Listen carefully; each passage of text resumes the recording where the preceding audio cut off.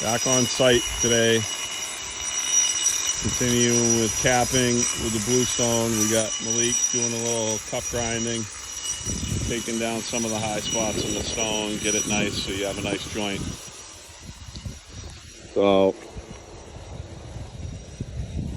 to our other side of the jam at the stairwell, we got one pin down here, pulling that way, one down at the end so we can pull a line through there. And then we get our line going down the long length of the wall. Right now, Malik's got the line out of the way, but what we'll run into is bluestone isn't a perfectly gauged, you know, it's supposed to be 2-inch tread stock. This one here could be 1 7/8. It could be 2 inches perfectly. And this one here next to it could be 2 1/8. You know, you can see the difference. And the thermaling on the top, you know, so you're running a line, get it crisp, but the stones themselves aren't perfectly gauged at 2 inches. So you get a nice tight joint under there, but one stone could be perfect 2 inches and the other stone could be 2 1/8.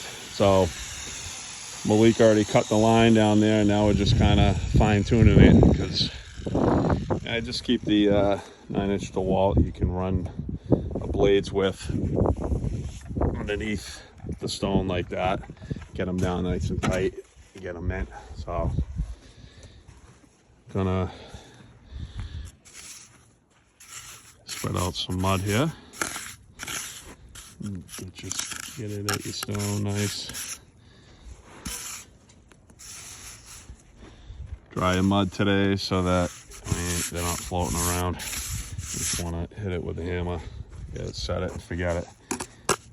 Like Ron Popeil said back in the day, set it and forget it.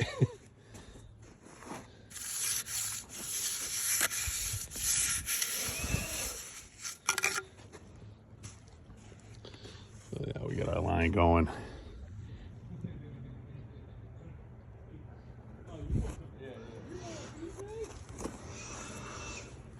And then we'll just keep it off the line.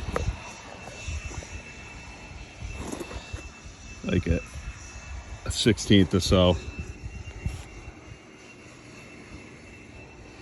So it's not touching the line. The stone's not touching the line.